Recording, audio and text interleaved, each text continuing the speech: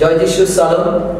আবার আমরা একটা বুধবার আপনাদের সাথে মিলিত হচ্ছি আর আরেকটা প্রশ্ন, ইন্টারেস্টিং প্রশ্ন নিয়ে আপনাদের সামনে এসেছে।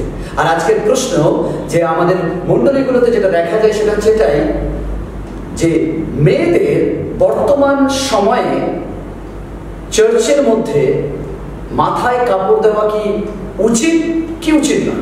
অনেকে বিভিন্নভাবে এই প্রশ্নটার উত্তর দেয়। প্রশ্নটা একটা বিতর্কময় প্রশ্ন, কারণ এখানে এক পক্ষ বলে উচিত, এক পক্ষ বলে উচিত নয়। আর এরকম একটা বিভ্রান্তির মধ্যে দিয়ে আমরা রয়েছি।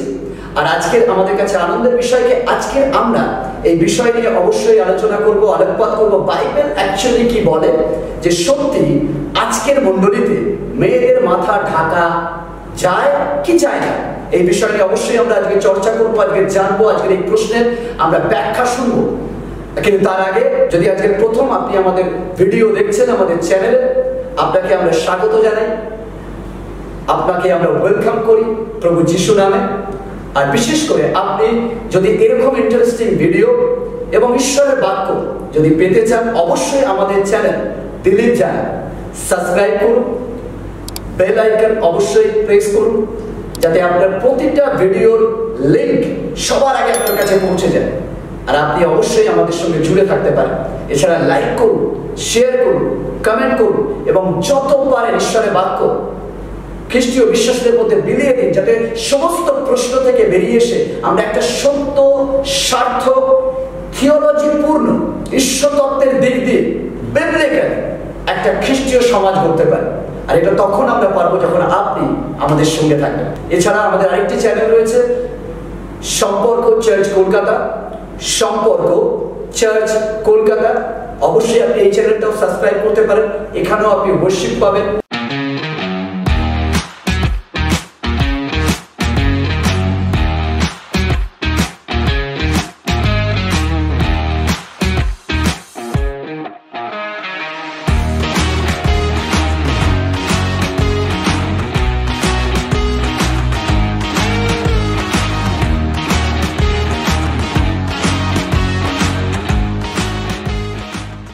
আর আজকে আমরা আনন্দিত।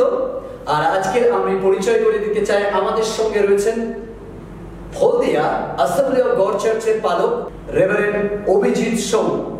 Thank you pastor. আর আমরা খুব আনন্দিত আপনাকে পেয়ে আজকে, এবং আপনার কাছ থেকে আমরা আজকে ঈশ্বরের বাক্য শুনবো। কেন অনেকে রয়েছে যাদের মধ্যে এই প্রশ্নটা দেখা যায় যে বর্তমান সমাজে মেয়েদেরকে মাথায় কাপড় দেওয়া উচিত কি উচিত না।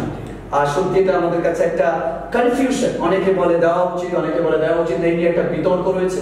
আর আমি জানি এটা একটা বিতর্কের বিষয়, বাট আমাদের কাছে আজকের আনন্দের বিষয়। আমরা আজকে ব্লেস যে আপনার মতো একজন মহান ঈশ্বরের দাসকে পেয়েছি এবং তার কাছ থেকে আমরা শুনবো।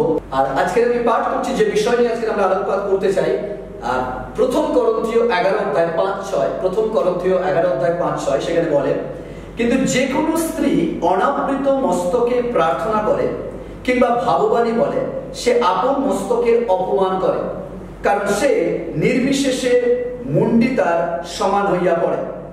ভালো স্ত্রী যদি মস্তক আবৃত না রাখে, সে চুলও কাটিয়া ফেলুক।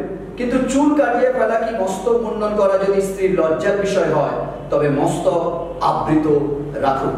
তাই অলরেডি সাধু পৌল তার করন্থীয় মণ্ডলীতে তিনি বলছেন মস্তক আবৃত হোক।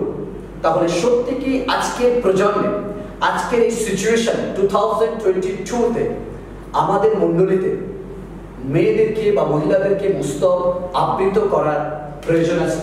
সবাইকে আরেকবার জয় যিশু। ঈশ্বরের ধন্যবাদ যে এই সুন্দর সুযোগ পেয়েছি বলে। পাস্টার দিলীপ, থ্যাংক ইউ আমাকে এখানে আজকে ইনভাইট করার জন্য। সত্যি খুব ইন্টারেস্টিং একটা টপিক, কারণ এই বর্তমান সময়তে বিশেষ করে 2022-এ যখন আমরা উপস্থিত রয়েছি, তখন তিন ধরনের মণ্ডলীকে আমরা দেখতে পাই। এক, যারা এই রীতি বা এই প্রচলনকে তারা মেনে চলেছে, তারা এখনো পর্যন্ত মহিলাদেরকে বলে কি আপনারা মণ্ডলীর মধ্যে মাথায় কাপড় দিয়ে বসুন।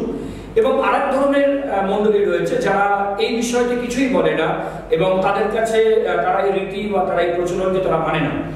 আরেক ধরনের মণ্ডলী আছে যারা হিসেব মতো বিভ্রান্তি বা কনফিউশনের মধ্যে রয়েছে, আদৌ কি তারা মাথায় কাপড় দেবে কি তারা মাথায় কাপড় দেবে না।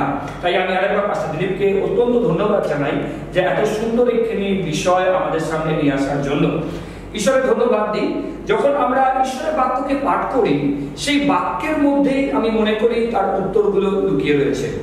আমরা গত সপ্তাহে যখন আমরা শুনছিলাম, তখন আরেকটি গুরুত্বপূর্ণ ইন্টারেস্টিং টপিক আমাদের কাছে ছিল, যেখানে মণ্ডলীর মধ্যে মহিলারা তারা কি পালকত্ব করতে পারে, তারা কি সেই দায়িত্ব নিতে পারে।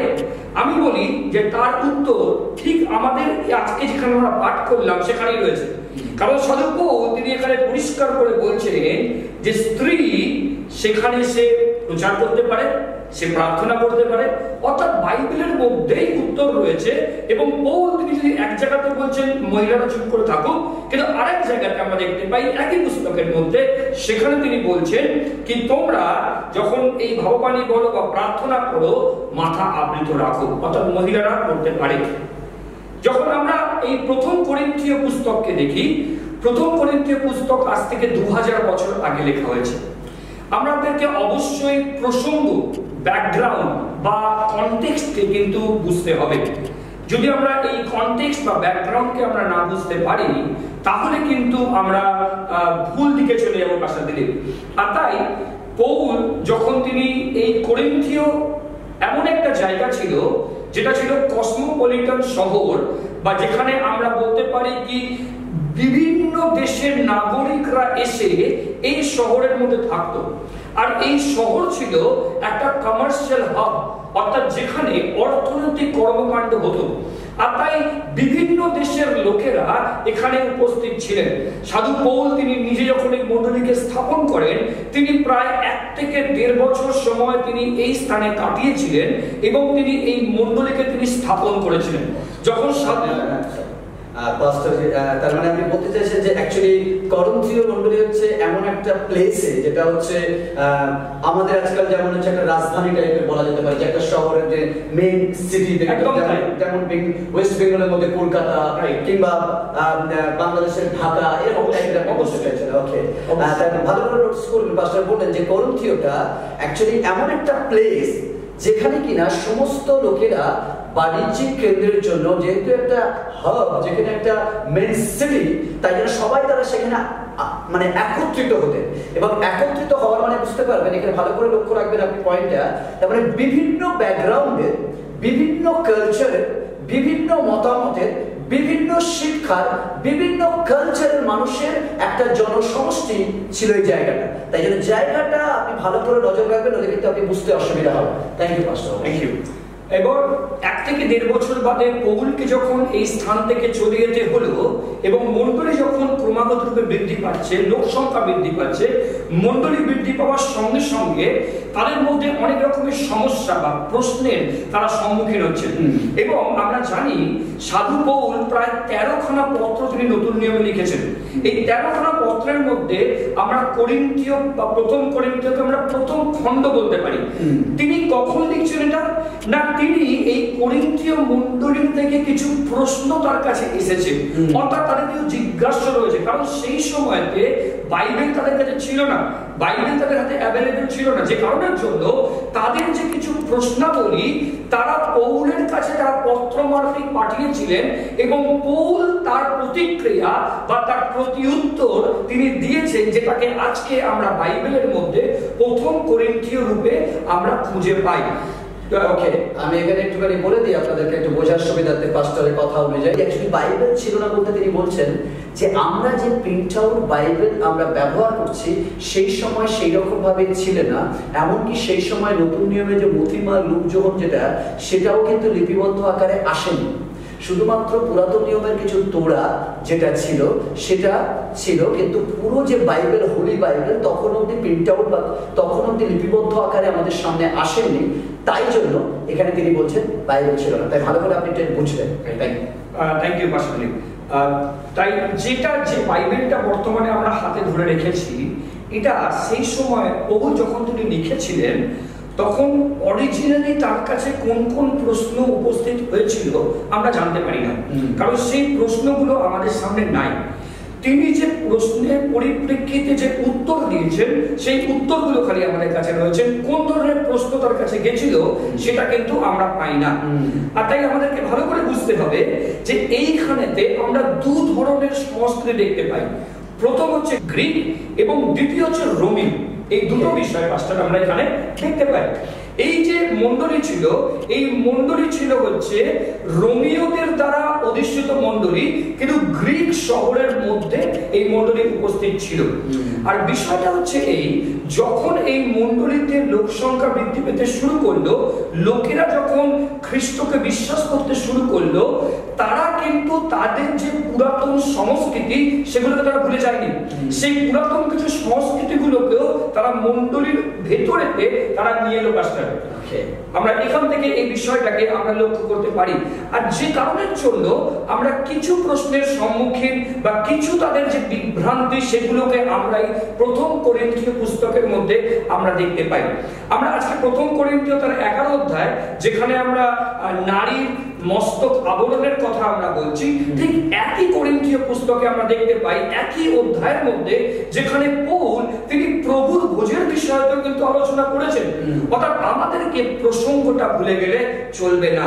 আর তাই যখন আমরা বলি একজন নারীকে মাথায় কাপড় দিতে হবে কি হবে না, আমাদেরকে কিন্তু অবশ্যই করে প্রসঙ্গটাকে মাথায় রাখতে হবে। তাই জন্য ঈশ্বরের সন্তানরা ভালো করে শুনবেন, যারা শুনছেন। অনেক সময় আমরা বাইবেলকে ভালো করে বুঝতে পারি না, তার একটাই কারণ আমরা প্রসঙ্গকে হারিয়ে ফেলি। ঈশ্বরের সন্তানরা ভালো করে মাথায় রাখবেন, যখন আপনি বাইবেল পড়েন, যে প্রসঙ্গ কোন পরিপ্রেক্ষিতে, কোন ব্যাকগ্রাউন্ডে, এগুলো একটু ভালো করে ভাববেন, যাতে আপনি বাইবেলের মূল তত্ত্বটা আসলে কি বিষয়, ব্যাপারটা আলোকপাত করা হয়েছে, আপনি আরো পুঙ্খানুপুঙ্খভাবে জানতে পারবেন। তাই পাস্টার যেটা বলছেন যে সেই প্রসঙ্গতে আমাদের যেতে হবে, যে প্রসঙ্গের কথা তিনি বলতে চাইছেন। থ্যাংক ইউ পাস্টার, অবশ্যই আমরা শুনছি। Thank you. তো যখন রোমিও এবং এই গ্রিকরা যখন এই মণ্ডলীর মধ্যে আসতে শুরু করলো, তাদের মধ্যে একটা কম্পিটিশন হচ্ছিল, কে বড়, মণ্ডলীর মধ্যে কারা বড় বা কারা সঠিক নিয়মে চলছে, এই ধরনের প্রশ্নাবলী তাদের সামনে ছিল। এবং যে কারণের জন্য আমরা দেখতে পাই সাধু পৌল তার লেখার প্রথম দিকেতে তিনি কিন্তু এই যে মণ্ডলীর মধ্যে যে কে বড় যে দ্বন্দ্ব, সেই দ্বন্দ্ব নিয়ে তিনি আলোচনা করেছেন। তাই একদল বলছে আমরা পৌলকে অনুসরণ করি, একদল বলছে আমরা আপোলোকে অনুসরণ করি।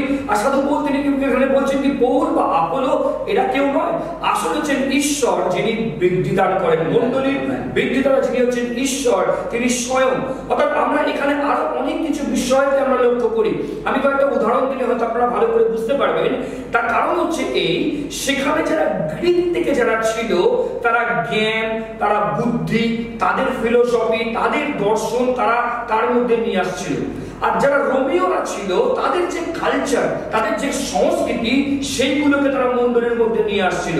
আর আমরা যখন দেখতে পাই কি এইখানেতেই অনেক ক্ষেত্রে প্রতিমা পূজার বিষয়তে কথা বলা হয়েছে। অর্থাৎ সেখানে পরিবারের মধ্যে যে একটা খারাপ সম্পর্ক বা অবৈধ সম্পর্ক তার বিষয়তে রয়েছে, সেখানে বিবাহের বিষয় প্রস্তুত রয়েছে। কারণ মণ্ডলীর মধ্যে যেহেতু এই ধরনের কালচারের লোকেরা আসছে, তারা বুঝতে পারছে না যে এইগুলোকে তারা হ্যান্ডেল কিভাবে করবে। আর যে কারণের জন্য আমরা দেখতে পাই পৌলকে তারা হয়তো প্রশ্ন করেছিল এই মাথায় কাপড় দেওয়ার বিষয়টা। আর যখন আমরা দেখি এই প্রথম করিন্থীয় তার 11 অধ্যায়ে তিনি বলছেন যে যখন ঈশ্বরের আরাধনা করা হয়, তখন একজন পুরুষ বা একজন নারী তার যে বাহ্যিক যে আচরণ, এই আচরণটা কেমন হবে। কারণ আমাদের ড্রেস অনেক সময় খুব ইম্পর্টেন্ট কথা বলে, স্পেশালি যখন আমরা ইন্ডিয়াতে রয়েছি বা আমরা বাংলাদেশের মধ্যে রয়েছি, ড্রেস কিন্তু আমাদের যে ব্যক্তিত্বকে প্রকাশ করে। আর তাই সাধু পৌল তিনি এখানে তিনি মণ্ডলীকে বলছেন কি তোমাদের ড্রেস, তোমরা কিভাবে আচরণ করো মণ্ডলীর মধ্যে, সেটা কিন্তু অত্যন্ত গুরুত্বপূর্ণ। কারণ আমরা জানি মণ্ডলী হচ্ছে ঈশ্বরের আবাসস্থল, পবিত্র ঈশ্বরের আবাসস্থল, সমাগম তাম্বু, যেখানে আমরা উপস্থিত হচ্ছি। আর তাই যেন সেখানে আমাদের আচরণ যেন বাস্তবে সঠিকভাবে হয়। যদি সেখানেতে আমাদের আচরণ সঠিক না হয়, তাহলে কিন্তু আমাদের যে আরাধনা বা উপাসনা, তার মধ্যে একটা বড় ধরনের প্রশ্ন চিহ্ন থেকে যায়। এরপর আমি আসল যে বিষয়তে, সেখানে আমি আপনাদের সঙ্গে উপস্থিত হই। পুরুষকে বলা হয়েছে, যদি আমরা এখানে দেখি, আমরা দেখতে পাই তিনি বলেছেন যে কোন পুরুষ, 4 পদ থেকে যদি আমরা পড়তে শুরু করি, দেখা হয়েছে যে কোনো পুরুষ মস্তক আবৃত রাখিয়া প্রার্থনা করে কিংবা ভগবানই বলে সে আপন মস্তকের অপমান করে। আমি দুটো বিষয় এখানে আপনাদের কাছে রাখতে চাই। প্রথমত, যদি আমরা মনে করি এই ইনস্ট্রাকশন, এই নীতি শুধুমাত্র মহিলাদের জন্য ছিল, তাহলে ভুল কথা। কারণ সাধু পৌল এখানে পুরুষদের বিষয়তে উল্লেখ করেছেন। আমরা হয়তো অনেক সময় মহিলাদেরকে আমরা আজ্ঞা দিই তোমরা এটা করো বা এটা করো না বলে, বা সাধু পৌল কিন্তু এখানে পুরুষের বিষয়তে তিনি কিন্তু বলছেন। এবং দ্বিতীয়ত, আমার মনের মধ্যে প্রশ্ন ছিল মাস্টার, যে যদি কেউ প্রার্থনা করে বা যদি কেউ ভাববাণী বলে, সে তার মস্তকের অপমান কিভাবে করে? মানে কিভাবে মস্তকের অপমান করছে? ক্ষেত্রে মস্তক বলতে আমরা কোন বিষয়টাকে সাধু পৌল তিনি বোঝাবার চেষ্টা করেছেন? এবং আমি বলতে চাই যে বাইবেলের মধ্যে এর উত্তর রয়েছে। যখন আমরা এই প্রথম করিন্থীয় তার 11 অধ্যায় 3 পদকে দেখি, সেখানে আমরা দেখতে পাই যে সাধু পৌল তিনি একটা হায়ারার্কি বা তিনি একটা আধিকারিকের বিষয়ে কথা বলেছেন। তিনি বলেছেন প্রত্যেক পুরুষের মস্তক স্বরূপ হচ্ছে খ্রিস্ট, এবং স্ত্রীর মস্তক স্বরূপ হচ্ছে পুরুষ, আর খ্রিস্টের মস্তক স্বরূপ ঈশ্বর। মাস্টার, আর তিনি এইভাবে যে তিনি মস্তককে ব্যাখ্যা করছেন, মস্তক মানে শুধুমাত্র আমাদের যে ফিজিক্যাল যে মাথা রয়েছে সেটাকে তিনি বলছেন না, তিনি বলছেন এই মাথার উপরে কে আধিপত্য করছে। অর্থাৎ পুরুষ মানুষ যদি মাথা ঢেকে রেখে যদি প্রার্থনা করে বা ভাববাণী বলে বা সে প্রচার কার্য করে, তাহলে সে তার মস্তক অর্থাৎ খ্রিস্টের অপমান করে। এবার প্রশ্ন হচ্ছে যে কিভাবে খ্রিস্টের অপমান করে? কেন এখানে তিনি বলছেন যে মস্তকের অপমান অর্থাৎ খ্রিস্টের অপমান করে? কেন, কোন ক্ষেত্রেতে? আমরা যখন দেখি যে যেহেতু এরা গ্রিস এবং এই রোমীয় সম্প্রদায় থেকে আসতেন, রোমীয় সম্প্রদায়তে একজন পুরুষ মানুষ তখনই কাপড় দিত যখন তারা আধিকারিক হতো। অর্থাৎ আজকে দিনে আমরা দেখতে পাই যে কেউ মাথার মধ্যে পাগড়ি দিচ্ছে বা মুকুট দিচ্ছে, অর্থাৎ এই মাথার মুকুট দেওয়া বা পাগড়ি দেওয়া এটা হচ্ছে তিনি যে আধিকারিক একজন, তিনি যে বস, তিনি যে সুপিরিয়র, তিনি যে শ্রেষ্ঠ, আর সেইটাকে তারা দেখাচ্ছে। এই মণ্ডলীর মধ্যে, এই করিন্থীয় মণ্ডলীর মধ্যে যারা সেই সময় পরিচর্যা করত, তাদের মধ্যে অনেকে তারা এই কালচারটাকে অ্যাডপ্ট করেছিল। নিজেকে অন্যর থেকে বড় দেখানোর জন্য তারা মাথার মধ্যে তারা কাপড় দিয়ে আবৃত করে রাখত। কিন্তু ইন্টারেস্টিং ফ্যাক্ট জানেন কি? যদি আপনি পুরাতন নিয়ম পড়েন, পুরাতন নিয়মে যিনি যাজক ছিলেন মাস্টার, যাজককে মাথায় কাপড় দেওয়ার কথা বলা হয়েছে। পুরাতন নিয়মের যাত্রা পুস্তকের তার 29 অধ্যায় এবং যাত্রা পুস্তকের 39 অধ্যায় দুটো জায়গাতে লেখা রয়েছে, যেখানে যখন এই প্রধান যাজক তিনি ওই সমাগম তাম্বুর মধ্যে যখন তিনি পরিচর্যা করবেন, তখন তার মাথার উপরে কাপড় দেবে, ঢাকা দেওয়ার কথা সেখানে বলা রয়েছে। আমরা যখন ইংরেজি বাইবেলে দেখি, সেখানে আমরা সেখানে টার্বানের কথা দেখতে পাই, যে পাগড়ি বা একটা মাথা ঢেকে দেওয়ার কথা আমরা উল্লেখ পাই। যখন আমরা লেবীয় তার 10 অধ্যায়তে পড়ি, সেখানেও আমরা দেখতে পাই হারুন এবং তার 2 সন্তানকে বলা হয় তোমরা তোমাদের কেশকে খুলে রাখবে না। অর্থাৎ কোনো একটা জায়গাতে যেন সেখানে বলা হচ্ছে কি তোমাদের চুলকে খুলে রাখবে না। তার অর্থ কি তাদের চুল বড় ছিল? তার মানে তাদের মাথাকে তারা ঢেকে রাখার কথা সেখানে মোশে তিনি উল্লেখ করেছেন। অনেক সময় আমরা ভাবি যে ইনস্ট্রাকশনটা শুধুমাত্র হয়তো মহিলাদের জন্য, কিন্তু ইন্টারেস্টিংলি সাধু পৌল কিন্তু পুরুষদের কথাও বলছেন। কারণ মহিলারা যদি মনে করি মাথায় কাপড় না দিলে তার মস্তকের অপমান করছে, পুরুষও কিন্তু মাথায় কাপড় দিলে মণ্ডলী খ্রিস্টের অপমান করছে। ওকে, ভালো করে শুনবেন। অনেকে অনেক সময় এরকম বলেন, অনেকের ধারণা এরকম যে সাধু পৌল মনে হয় নারী বিদ্বেষী। অনেকে বলেন নারীর সাথে মনে হয় সাধু পৌলের শত্রুতা রয়েছে, আর তাই জন্য সাধু পৌল মেয়েদেরকে এটা এটা এটা বলেছে। ঈশ্বরের সন্তানরা, সাধু পৌল কোনো নারী বিদ্বেষী চরিত্র লোক নন। তিনি একজন ঈশ্বরের দাস। তিনি যখন কথা বলেন সবাইকে সমানভাবে বলেন। তিনি পুরুষদেরকেও বলেন, সমানভাবে নারীদেরকেও বলেছেন। তাই নারীরা ভাববেন না সাধু পৌল আপনাদের শত্রু। সাধু পৌল শত্রু নয়, অ্যাকচুয়ালি সাধু পৌল দুজনকে বলেছেন। তাই জন্য আমরা যেন সাধু পৌলকে মিসআন্ডারস্টুড না করি। ওকে, পাস্টারের কথা অনুযায়ী অবশ্যই আমরা যেন সাধু পৌলকে সমান চোখে দেখি। Thank you pastor Dilip. যখন আমরা দেখতে পাই এই রোমীয় এবং এই গ্রিস মণ্ডলীর মধ্যে তারা যখন আসছে, তারা আধিকারিকের দায়িত্ব পালন করছে এবং মাথায় কাপড় দিয়ে নিজেকে কোথায় শ্রেষ্ঠ প্রমাণ করার চেষ্টা করছে। অর্থাৎ তারা একটা দ্বন্দ্বের তৈরি করছে। তারা একটা দ্বন্দ্বকে তারা তৈরি করছে, কারণ তারা বলছে আমি তোমার থেকে বেটার, আমি তোমার থেকে ভালো, আমি তোমার থেকে সুপিরিয়র, অর্থাৎ তোমরা আমার অধীনে কাজ করছো। যখন তারা মাথায় কাপড় দিচ্ছে, খ্রিস্টের অধীনতাকে তারা অস্বীকার করছে। আর তাই জন্য পুরুষেরা যখন খ্রিস্টের অধীনতাকে তারা অস্বীকার করছে, তার মধ্যে দিয়ে তারা খ্রিস্টকে অপমান করছে। দ্বিতীয়ত যখন আমরা দেখতে পাই যে যখন এই গ্রিসরা মন্ডলীর মধ্যে আসতো, কারণ আমি বলেছি এটা একটা কসমোপলিটন শহর, এই কসমোপলিটন শহরে বিভিন্ন লোকের দেশেরা এখানে উপস্থিত হতো। তখনকার দিনের নিয়ম অনুযায়ী যারা বিবাহিত মহিলারা ছিল তারা মাথায় কাপড় দিত। আর যখন একজন পুরুষ সে মাথায় কাপড় দেয় এই মণ্ডলীর মধ্যে, তখন সে পুরুষ এবং নারীর মধ্যে যে একটা তফাৎ রয়েছে সেটাকে খুঁজে পাওয়া যায় না। আজকের দিনে তো আমরা দেখতে পাই যে অনেক ক্ষেত্রে নারী এবং পুরুষের ড্রেস এমন জায়গাতে হয়ে গেছে যেখানে আমরা তাদের মধ্যেকার যে তফাৎগুলোকে সেগুলোকে আমরা ধরতে পারি না। কে নারী বা কে পুরুষ আমরা সেই তফাৎগুলোকে করতে পারি না। আর সেই জন্য বাইবেল বলছে যদি পুরুষ মাথায় কাপড় দেয় তাহলে সে কিন্তু খ্রিস্টকে অপমান করছে। আমরা দ্বিতীয় বিষয়তে আসবো, সেটা হচ্ছে নারী, স্পেশালি যে বিষয়টা পাস্টার দিলীপ প্রশ্ন করেছেন এবং আপনাদের অনেকের একই ধরনের প্রশ্ন রয়েছে কি কেন শুধুমাত্র নারীকে এই কথা বলা হয়েছে। আমি যে কথা বলছিলাম, নারীদের সেই সময়তে 14 বছর বয়সে বিয়ে হয়ে যেত এবং একটা যুবতী নারী, একজন অবিবাহিতা নারী, একজন যিনি বিধবা, তার সাথে এই যে নারী যে বিবাহ হয়ে গেছে তফাৎ কি করে তারা জানবে? তফাৎ এইভাবে জানবে কারণ বিবাহিতা নারী তার মাথায় সে আবৃত করে রাখতো, সে মাথায় কাপড় দিয়ে রাখতো। আজকে যখন আমরা ভারতীয় সংস্কৃতির দিকে আসি কিংবা বাংলাদেশের সংস্কৃতির দিকে আসি, আমরা দেখতে পাই আজও গ্রাম অঞ্চলেতে আমাদের তো ঠাকুমা বা দিদিমা বা আমাদের এরকম পরিবারের লোকরা রয়েছে যারা এখনো ঘোমটা দিয়ে থাকেন। অনেক সময় ঘোমটাটা এতটাই নিচে হয় কি ভিতরে কার মুখ রয়েছে অনেক সময় জানা যায় না পর্যন্ত। অর্থাৎ আমরা দেখতে পাই কি এটা হচ্ছে তখনকার দিনের একটা সাংস্কৃতিক প্রচলন যার মধ্যে দিয়ে প্রকাশ পায় কি তিনি বিবাহিত একজন নারী ছিলেন।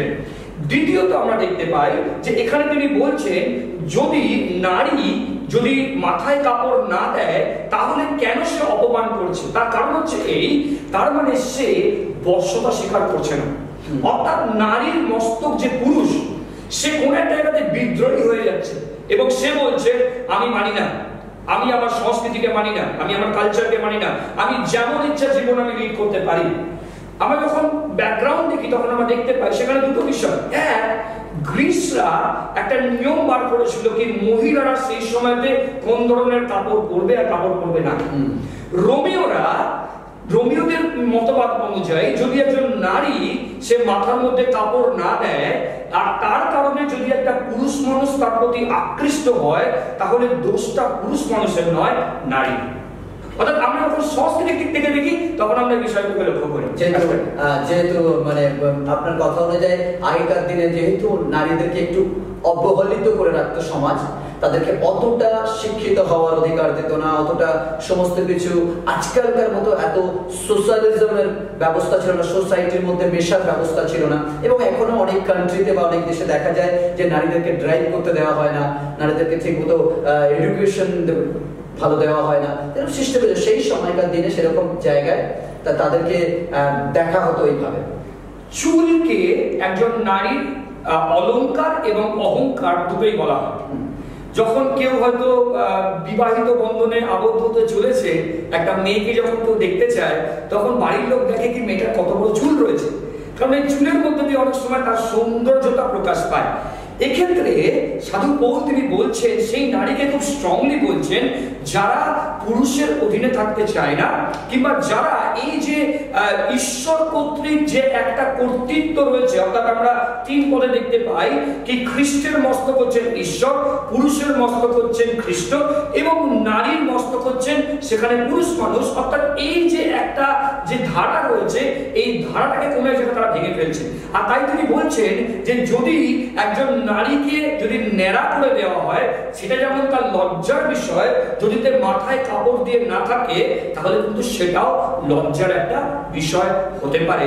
সেই বিষয়তে আমরা এখানে কিন্তু দেখতে পাই এবং সাধু পৌল তিনি এই কনটেক্সটে তিনি আমাদেরকে বলছেন। এরপর যে বিষয়টা আসছে সেটা হচ্ছে এই যে নারীকে যখন তিনি বলছেন তুমি প্রার্থনা করতে পারো বা প্রফেসি করতে পারো বা তুমি ভগবানী বলতে পারো, তখন তোমাকে মাথা আবৃত করে থাকতে হবে। এর মধ্যে দিয়ে তিনি এটা বোঝাবার চেষ্টা করছেন যে আমি যে একজন কর্তার অধীনে রয়েছি, আমি যে খ্রিস্টের দেওয়া যে ধারা রয়েছে তার অধীনে রয়েছি, সেটা প্রকাশ করে। কিন্তু আজকে আমি আপনাদের সামনে তিনটে বিষয়কে উল্লেখ করব এবং এই তিনটে বিষয়ের মধ্যে আমি বলার চেষ্টা করব পাস্টার, যে কেন এই তিনটে বিষয়ের মধ্যে যখন আমরা দেখব যে কেন এটা আজকে আমাদের দিনের জন্য অতটা প্রযোজ্য নয়। কেন? তার কারণ হচ্ছে এই, প্রথমত আমাকে জানতে হবে সাধু পৌল যখন তিনি এটা লিখছেন, এটা কিন্তু কোনো মোরাল ল নয়, এটা কিন্তু কোনো নৈতিক নিয়মের কথা তিনি বলছেন না। কারণ যে কোনো মোরাল ল ঈশ্বরের চরিত্রকে প্রকাশ করে। যাত্রা পুস্তকটা 20 অধ্যায় যখন আমরা 10টা যে নিয়ম বা আজ্ঞাকে আমরা পাই, তার মধ্যে দিয়ে ঈশ্বরের যে চরিত্র, নৈতিক দিকের যে চরিত্র, সেটাকে আমরা প্রকাশিত হয়। এটা হচ্ছে কালচারাল ল, মানে কালচার টু কালচার আমাদের অনেক সময়তে ভ্যারি করে। কালচার টু কালচার এটা আমাদের মধ্যে পরিবর্তন হয় পাস্টার। ওকে ওকে, পাস্টারের কথা অনুযায়ী আমি একটুখানি সুন্দর করে একটু অ্যাড করছি পাস্টার আপনার অনুমতিতে। পাস্টারের কথা অনুযায়ী যে এটা পার্মানেন্ট ল নয়, বা এটা কালচারাল ল, সংস্কৃতির আইন। অর্থাৎ সংস্কৃতির আইন মানে আমাদের ডিফারেন্ট দেশে ডিফারেন্ট আমরা সংস্কৃতির আইন চালু করে নিয়েছি নিজেদের অজান্তে, বাইবেলের নামে বা অনামে যাই বলতে পারেন। যেমন আমি যদি অনেকের দেখি যে অনেক জায়গায় নিয়ম আছে যে জুতো খুলে পুলপিটে উঠতে হবে, যদিও আমি এই বিষয় নিয়ে অবশ্যই আসবো। কিন্তু আবার পাশ্চাত্যে যদি আপনি দেখেন, সেখানে তারা জুতো পরেই পুলপিটে যায়, এবং আমিও নিজে জুতো পরে স্টেজে উঠি। এটা আবার আমার ব্যক্তিগত মতামত, কিন্তু এই বিষয় নিয়ে অবশ্যই আমি আলোচনা করবো। এরকম বিভিন্ন বিষয় রয়েছে, বিভিন্ন আমাদের কালচার, যে আমাদের নিজেদের একটা সংস্কৃতি রয়েছে, সেই সংস্কৃতির সাথে আমরা খ্রিস্টানিটি কোনো ধর্ম নয়, এটা একটা সম্পর্ক। আমরা সবাই আপন করে নিয়েছি আমাদের কালচারের সাথে। মেন বিষয়টা খ্রিস্টানিটি সবচেয়ে মেন বিষয় ঈশ্বর লাভ, পরিত্রাণ, সালভেশন, ঈশ্বরের সাথে সুসম্পর্ক, তার সঙ্গে পরিত্রাণের পথে চলা। এটা মেইন মোটিভ এবং মেইন লক্ষ্য, যে যিশু খ্রিস্টকে পরিত্রাণ, যিশু হচ্ছে আমাদের পুনরুত্থান, যিশু হচ্ছে আমাদের স্বর্গে যাওয়ার হাতিয়ার। আর বাদ বাকি যে সমস্ত বিভিন্ন বিষয় আমরা আছে, বিভিন্ন দেশের বিভিন্ন কালচারগুলোকে আমরা চার্চের সাথে সংযুক্ত করে রয়েছি, এটা হচ্ছে সেইখানকার, সেই সময়কার, সেই পরিস্থিতি অনুযায়ী সীমাবদ্ধ। এটা পার্মানেন্ট একটা ল নয়, ভালো করে বুঝবেন। যেমন এখনো মনে পড়ে পাশে আপনার বড় ছোট নিয়ে মনে পড়ে, আমি যখন ছোটবেলায়, যখন আমি ক্লাস 4-5-এ পড়তাম, যদি আমাকে জিজ্ঞেস করা হতো কেমন মেয়ে বিয়ে করবে, আমি পাশে বলতাম যা কোমর অব্দি চুল। কেন আমরা ছোটবেলায় ক্লাস 1-এ, আই থিঙ্ক ক্লাস 1-এ হবে, আমি বাংলা মিডিয়ামে পড়েছি। ক্লাস 1-এ একটা আমি কবিতা পড়েছিলাম, খুকু যায় জল আনতে পদ্ম নদীর ঘাটে, তারপরে কি পদ্মদিঘির কালো জল, হরেক রকম ফুল, হাঁটুর নিচে ঝুলছে কুকুর, গোছা ভরা চুল। মানে আমাদের ওই সময়কার মেন্টালিটি যে মেয়েদের যত লম্বা চুল হবে তার ডিমান্ড বেশি, তাকে সহজেই পছন্দ করো, তাই জন্য কেউ দেখতে গিয়ে বলতো মা তোমার চুল করো। কিন্তু বর্তমান প্রজন্মে আবার আমি যখন আমার আজকেরকার দিনে আমি যখন ভাবি, তখন আমার কাছে আবার কিন্তু লম্বা চুল আমাকে আকৃষ্ট করে না, আমার কাছে ছোট চুল আকৃষ্ট করে। আমাকে তখন প্রেজেন্টেশন, তার স্মার্টনেসটা আমার কাছে আকৃষ্ট করে। আর স্মার্টনেস বলতে আমি তার বিভিন্ন অ্যাঙ্গেল দিয়ে বলছি। তাই একটা সময় যে চুলের বহর বা চুলের ব্যাপারটা ছিল, যেমন আমার মা কাকিমাদের কাছে গল্প শুনেছি, বউ হবে বা মেয়ে হবে কোমর অব্দি চুল বা কোমর থেকে নিচে, বাট আজকাল সেটা দেখা যায় না। আর আজকাল ছেলেরাও সেটা কোমর অব্দি দেখে না, যদিও কয়েকজন ব্যতিক্রম আছে সেটা থাকতে পারে, বাট বেশিরভাগ মানুষের চিন্তা ভাবনা পাল্টেছে। তো সেই অনুযায়ী পাস্টারের কথা অনুযায়ী যে কালচার ভ্যারি করে, কালচার সংস্কৃতি বিভিন্ন সময় ওঠানামা করে। আচ্ছা, থ্যাংক ইউ। আমাদেরকে আরেকবার এটাকে মনে করিয়ে দেওয়ার জন্য, কারণ একটা সময়তে আমার দাদু তিনি সারা জীবন তিনি ধুতি পরেছেন, কিন্তু আমি এখন ধুতি পরি। আমার বাবা আমি এখন প্যান্ট পরে নাই, ঘরে লুঙ্গি পরতেন, বাইরে গেলে ধুতি পরতেন নাই। তো আমরা এখন প্যান্ট পরছি, আমরা এখন পরছি। তো এই যে সংস্কৃতির একটা পরিবর্তন ঘটছে, কারণ আমরা কসমোপলিটন শহরের মধ্যে বাস করি, আমরা এমন জায়গাতে বাস করি যেখানে বিভিন্ন ইনফ্লুয়েন্স কাজ করছে। তো ফলে আমরা এই বিষয়টাকে লক্ষ্য করি। দ্বিতীয়ত আমি এটা বলতে চাই, সেটা হচ্ছে এই মাথায় কাপড় দিলে সে বেশি ধার্মিক হয়ে যায় না। বাইবেলের কথা আমাদেরকে বলে না যে কেউ ধার্মিক হয়ে যায় তার কারণ সে মাথায় কাপড় দিলে। হয়তো সে মাথায় কাপড় দিচ্ছে মন্দিরের মধ্যে, কিন্তু তার মনের মধ্যে কারোর সম্পর্কে একদম কি বলবো নোংরা নোংরা গালি চলছে। তাতে লাভটা কি হল? কারণ যখন আমরা প্রথম সময়ের পুস্তকে দেখি আর সেখানে ঈশ্বর বলছেন যে আমরা মানুষরা আমরা বাহ্যিক দিক থেকে বিচার করি, কিন্তু ঈশ্বর অন্তর দেখেন। অর্থাৎ আমরা বাহ্যিক দিকে আমরা মন্ডলীর মধ্যে হাত তুলছি, আমরা গান করছি, সবাইকে দেখাবার চেষ্টা করছি আমি কতটা পবিত্র বা কতটা ধার্মিক বলে, বাট ঈশ্বর জানেন আমার হৃদয়ের মধ্যে কি চলছে। আমি এখন হয়তো এক্ষুনি কাউকে গালি দিয়ে এলাম, বা আমার মনের মধ্যে কারোর সম্পর্কে হিংসা বা জেলাসি বা ঘৃণা রয়েছে, কিন্তু আমি মাথায় কাপড় দিচ্ছি, এটাতে কোনো লাভ নাই।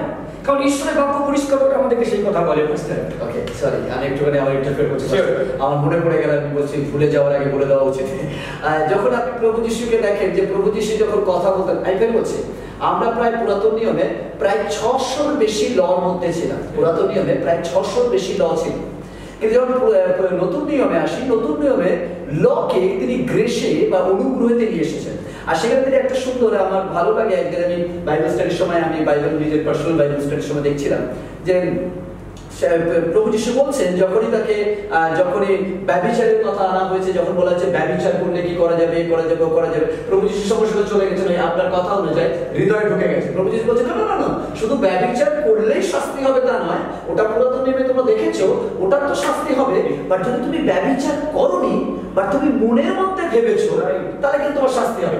আমি তখন সমস্যা এগুলি করেছি, আসলে প্রভু নতুন নিয়মে বেশিরভাগ আইনকে তিনি হৃদয়ের সাথে কানেক্ট করেন। তিনি বলছেন তোমার হৃদয় কি ভাবছে, তোমার হৃদয় কি চিন্তা করছে, খুব ইম্পর্টেন্ট। একদম অবশ্যই।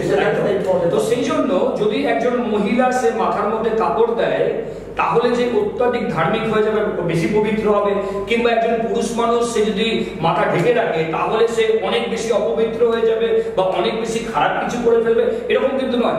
কারণ ঈশ্বরের বাক্য বলছে তিনি আমাদের হৃদয়কে তিনি যাচনা করেন, তিনি আমাদের হৃদয়কে দেখেন। আর সেই বিষয়টা তৃতীয় আরেকটা বিষয় আপনাদের কাছে আমি রাখতে চাই, আর তা হচ্ছে এই, আমরা বাইবেল, আমি বলেছি যে এর উত্তর বাইবেলের মধ্যে দেওয়া রয়েছে। অর্থাৎ এই সমস্ত কিছুর মধ্যে দিয়ে সাধু পৌল একটা অত্যন্ত গুরুত্বপূর্ণ বিষয় তিনি করিন্থীয় মণ্ডলীকে তিনি প্রকাশ করছেন। এবং আমরা যদি সেই ইম্পর্টেন্ট বিষয়টাকে মিস করে যাই, তাহলে কিন্তু আমরা এই ডিবেটের মধ্যে সবসময় চলতেই থাকবো। যখন আমরা বাইবেলের মধ্যে আমরা কিন্তু এর উত্তরটাকে পাই, যখন আমরা দেখি এখানে যে 7 পদ, অর্থাৎ প্রথম করিন্থীয় 11:7 পদে সাধু পৌল তিনি লিখছেন তার লেখার উদ্দেশ্যটা কি।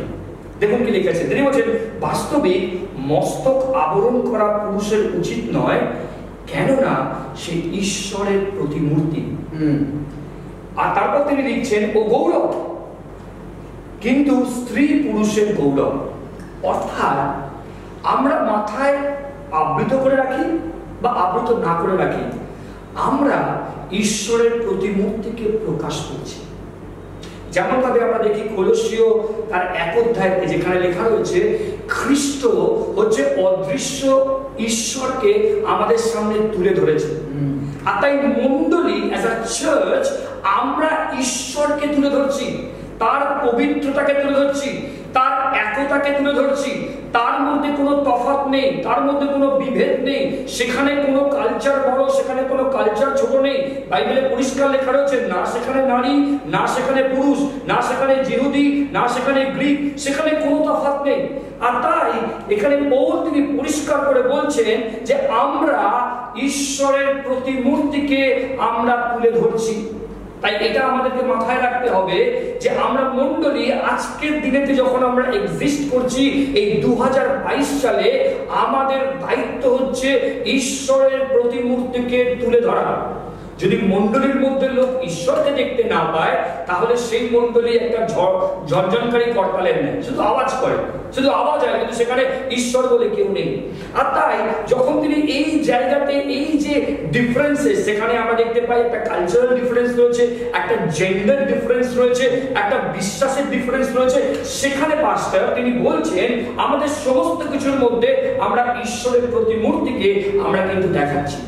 কারণ আমরা আবার যদি 3 পদে ফিরে যাই, সেখানে লেখা রয়েছে ঈশ্বর হলেন খ্রিস্টের মস্তক, খ্রিস্ট হলেন পুরুষের মস্তক, এবং পুরুষ হলো স্ত্রীর মস্তক। আমি এটাকে সামারাইজ করি, যদি আমরা একজন নারীকে শুধুমাত্র মাথায় কাপড় দেওয়া এবং না কাপড় দেওয়া নিয়ে বিচার করি, তাহলে আমরা ভুল করছি। তার কারণ হিতোপদেশ তার 31 অধ্যায়ে পরিষ্কার লেখা রয়েছে একজন গুণবতী ভার্যার তার গুণগুলি। যদি আমরা সেই গুণগুলোকে না দেখে, যদি আমরা শুধুমাত্র তার মাথায় কাপড় দেওয়া এবং না দেওয়া দেখে তার ধার্মিকতাকে বিচার করি, তাহলে আমরা ভুল ব্যাখ্যা করছি। এটা হচ্ছে প্রথম বিষয়। এবং আরেকটু বড় স্কেলে এবং স্পিরিচুয়াল আত্মিক দিক থেকে আমি বলি, সেটা হচ্ছে এই, বাইবেল বলে খ্রিস্ট হচ্ছেন আমাদের বর এবং মণ্ডলী হচ্ছে তার বধূ। যদি মণ্ডলী যদি খ্রিস্টের আত্মার দ্বারা পরিচালিত না হয়, তাহলে আমরা খ্রিস্ট যিনি আমাদের মস্তক, তাকে আমরা অস্বীকার করছি এবং তাকে আমরা অপমানিত করছি। সাধু পৌল তিনি করিন্থীয় মণ্ডলীকে ঠিক এটাই বলার চেষ্টা করছেন, কি তোমরা যদি খ্রিস্টের আত্মা দ্বারা পরিচালিত না হও। কারণ আমরা ঠিক এর পরবর্তী প্রথম করিন্থীয় তার 12 অধ্যায় দেখতে পাই, তিনি খ্রিস্টের আত্মার বিষয়তে, পবিত্র আত্মার দানের বিষয়তে তিনি সেখানে আলোচনা করছেন। অর্থাৎ যদি আমাদের এই পবিত্র আত্মা বা খ্রিস্টের মণ্ডলী যদি খ্রিস্টের জন্য প্রস্তুত না হয়, তার জন্য নিজেকে সে গড়ে না তোলে, সে যদি ওই খারাপ বিষয়গুলোকে তার মধ্যে আসতে দেয়, সে যদি পবিত্রতাকে বজায় না রাখে, তাহলে কিন্তু সে তার নিজের মস্তক যিনি খ্রিস্ট তার অপমান করছেন। আর সাধু পৌল ঠিক এই জায়গাতে তিনি উৎসাহিত করছেন যে তোমরা তোমাদের মস্তককে আবরণ রাখো। মস্তক মানে শুধুমাত্র মাথায় কাপড় দেওয়া নয়, এই জগতের যাবতীয় যে সমস্ত মন্দ বিষয়গুলো রয়েছে, তিনি বলছেন যেন বধূ নিষ্কলঙ্ক রূপে নিজেকে প্রস্তুত রাখে, যখন এই প্রভু যিশু তিনি আবার ফিরে আসবেন যেন তার সাথে মিলিত হতে পারে। পাস্টরের কথা অনুযায়ী তিনি বলতেছেন যে মণ্ডলী হচ্ছে বধূ, আর মণ্ডলীর যদি স্বামী প্রভু যিশু হন, তাহলে আমাদেরকে নিজেকে প্রোটেক্ট ঢাকা মানে বর্তমান প্রজন্মে যদি আপনি ভালো করে এটাকে বুঝতে চান পাস্টরের কথা অনুযায়ী, তাহলে হচ্ছে ঢাকা এরকম বাহ্যিক বিষয় থেকে, বাহ্যিক সমস্ত রকম কামনা বাসনা, সমস্ত রকমের মন্দ চিন্তা, মন্দ ভাবনা থেকে নিজেকে ঢেকে রাখা। এই নয় কাপড় দিয়ে নিজেকে ঢেকে রাখা, এইটা নিজেকে পবিত্রতায় ঢেকে রাখা। অর্থাৎ তিনি বলছেন যখন ভালোবানি বলছেন নিজেকে ঢাকো, মস্তক ঢাকো, আবৃত করো, অর্থাৎ এই নয় যখন আপনি ঈশ্বরের কথা বলছেন, যখন আপনি ঈশ্বর সম্বন্ধে ভাববানী করছেন, তার মানে হে নারী, হে পুরুষ, তার মানে আপনি নিজেকে ঢাকুন পবিত্রতা, আপনি নিজেকে ঢাকুন ঈশ্বরের আত্মায়, যেন যখনই আপনি ভাববানী বলেন যেন জগৎ আপনার উপর রাজ না করে। যখন আপনি ঈশ্বর সম্বন্ধে আলোচনা করেন যেন জগৎ আপনার উপর বিরাজ না করে, যেন জগৎ থেকে নিজেকে ঢেকে নিতে পারেন আর বলতে পারেন আমি সম্পূর্ণ প্রভু। আর বর্তমান প্রজন্মে পবিত্র আত্মার যুগে আমাদের যদি ঢাকতে হয়, তাহলে আসুন আমরা নারী পুরুষ একসাথে আত্মায় ঢেকে যাই, পবিত্র আত্মায় নিজেকে লীন করে থাকবেন।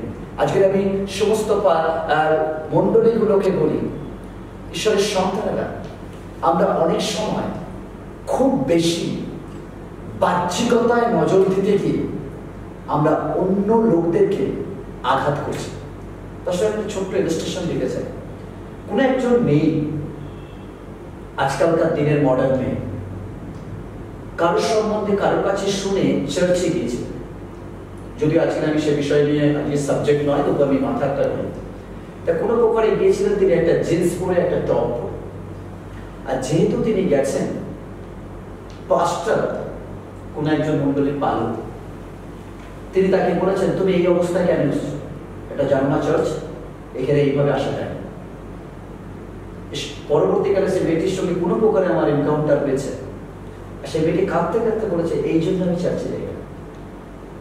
ঈশ্বরের সন্তানরা আপনি ভালো করে লক্ষ্য রাখুন, মণ্ডলী এমন একটা স্থান যেখানে সব থেকে বাজে বাজে লোকেরা আসবে, সব থেকে খারাপ লোকেরা আসবে, মণ্ডলীতে এরা আসবে। তাই অনেক কিছু আমাকে আর আপনাকে তৈরি করতে হবে, যেটা আপনি বাইবেল স্টাডিতে বলেন সেটা মণ্ডলীতে বলা যায়। তাই জন্য মণ্ডলী আর বাইবেল স্টাডি দুটো আলাদা। বাইবেল স্টাডি কাদের, যারা অলরেডি মণ্ডলীভুক্ত, তারা অনেক কিছু বাইবেল সম্বন্ধে জানেন, তাদের জন্য একটা স্পেশাল বাইবেল স্টাডি, নতুনদের জন্য আলাদা বাইবেল স্টাডি। তাই এই যে সেই সময় আপনি ধীরে ধীরে তাদেরকে খুলে অনেক কিছু বলতে পারেন, বাট মন্ডলী থেকে হঠাৎ এইভাবে বলতে পারেন না, তাতে যিনি প্রথম এসছেন তিনি আঘাত পাবেন আর কখনো মন্ডলীতে আসবেন। কোনটা ইম্পর্টেন্ট, একটা কাপড় দিয়ে মাথা ঢাকাটা নাকি একটা আত্মা স্বর্গরাজ্যে যাবে? কেন প্রভু বলেন একজন আত্মা বিনষ্ট হোক তিনি চান না। তিনি যখন চান না আমরা যেন কাউকে আঘাত করে বের করে না, আসলে আমরা হৃদয় পাল্টানোর মধ্যে আসি। আমাদের কাজও হৃদয়কে ঢাকা, বাইরের সমস্ত খারাপ বিষয় থেকে হৃদয়কে ঢাকা, সমস্ত নোংরা গালাগালি মন্দ চিন্তা থেকে হৃদয়কে ঢাকা, পোর্নোগ্রাফি মন্দ চিন্তা মন্দ ভাবনা থেকে হৃদয়কে ঢাকা, নাকি মাথা নিয়ে এত উন্মাদনা দেখা? পাস্টরের কথা অনুযায়ী বলি, আপনি সাদা ধবধবে পড়লে হোলি হবেন, আবার গেরুয়া পড়লে ত্যাগের প্রতীক হবেন, লাল পড়লে আপনি নিজেকে ধার্মিক দেখাবেন, সেটা প্রমাণ হয় না। আপনি কেমন সেটা প্রমাণ পাবেন আপনার দৈনন্দিন ব্যবহার বা চরিত্র। সবচেয়ে বড় ইম্পর্টেন্ট ঈশ্বরের সন্তান, আপনার জীবনে আপনার হৃদয় পরিষ্কার পবিত্রতা, আর এটাতে আমাদের প্রত্যেকের প্রকাশ হয়। Thank you pastor. Thank you pastor Dilip, আমাকে সুযোগ দেওয়ার জন্য। না আমরা আজকে আলোচনা করতে পারছি না, এদিকে আমি একটু বেশি বলি না। ওকে, অনেকে ভাবেন যে আমরা বিভিন্ন প্রশ্নের উত্তর শুনবো। আমরা প্রতি সপ্তাহে আমরা চাইছি আমাদের শহরের বিভিন্ন ডিফারেন্ট অ্যাঙ্গেলের পাস্টররা এগিয়ে আসুক, এবং অনেক গ্রাম বাংলার অনেক পালক রয়েছে যারা বিনা থিওলজিতে মিনিস্ট্রি করছেন, এবং তারা চান যদি সামান্য আপনাদের মতো বালকরা যদি একটু এগিয়ে এসে তাদেরকে একটুখানি আইডিয়া দেন বা বাক্যকে একটু ব্যাখ্যা করেন, তারা উপকৃত হয়। তাই আমি বিশ্বাস করি আজকে আপনি অনেক উপকৃত হয়েছেন। তাই যারা ঢাকেন নো প্রবলেম, আর যারা ঢাকেন না নো প্রবলেম। আপনার হৃদয়, আপনার উদ্দেশ্য ইম্পর্টেন্ট, আপনার উদ্দেশ্য ইম্পর্টেন্ট। এই উদ্দেশ্যকে মেনটেন করুন। আর থ্যাংক ইউ পাস্টর, আরেকবার আমরা আপনাদের ধন্যবাদ দিই আসার জন্য, আমাদেরকে সময় দেওয়ার জন্য, আমাদের ভিউদের জন্য, চিন্তা করার জন্য। যারা আমাদের দেখছে তাদেরকে আপনি সত্যি আজকে আপনার বাক্য দ্বারা আশীর্বাদ করেছেন। আমরা বিশ্বাস করি আমরা সবাই আশীর্বাদ পেয়েছি। যদি এর পরেও আপনার কোনো ডিবেট থাকে, আপনার কোনো রকম এর সম্বন্ধে মতামত থাকে, আপনি অবশ্যই কমেন্ট বক্সে লিখতে পারেন, জানাতে পারেন। দেখুন ঈশ্বরের সন্তানরা বিভিন্ন লোকের বিভিন্ন ডিফারেন্ট বিষয়ে ভিউ থাকে বাইবেল নিয়ে, আর আপনার ভিউকেও আমরা শ্রদ্ধা করি। এই নয় আমাদের যে ভিউ আমরা বাইবেল থেকে দেখেছি সেটাই আপনাদেরকে মেনে নিতে হবে না, আপনার অলরেডি আপনার অন্যরকম ভিউ থাকতেই পারে। আপনার ভিউকে আমরা রেসপেক্ট করি। অবশ্যই আপনি কমেন্ট বক্সে লিখুন আপনার ভিউ, যাতে আপনার কাছ থেকেও আমরা জানতে পারি। ঈশ্বর আপনাদেরকে আশীর্বাদ করুন, ভালো থাকুন, আনন্দ থাকুন, এবং সবাইকে ভালো রাখুন। ঈশ্বরের বাক্য ছড়িয়ে দিন এবং ঈশ্বরের সঙ্গে চলুন। ভুলে যাবেন না আমাদের দিলীপ জানা ইউটিউব চ্যানেল সাবস্ক্রাইব করতে। আপনি সাবস্ক্রাইব করুন।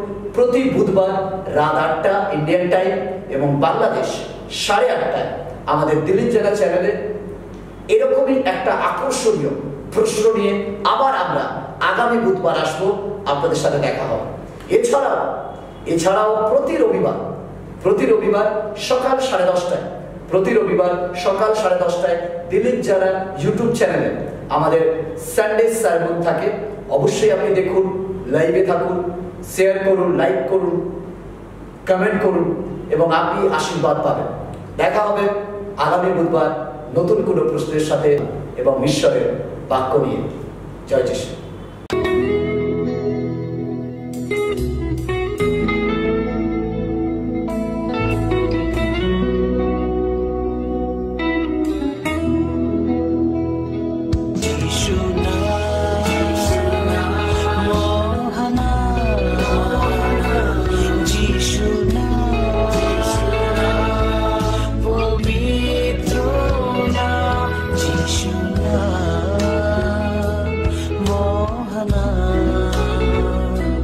যিশু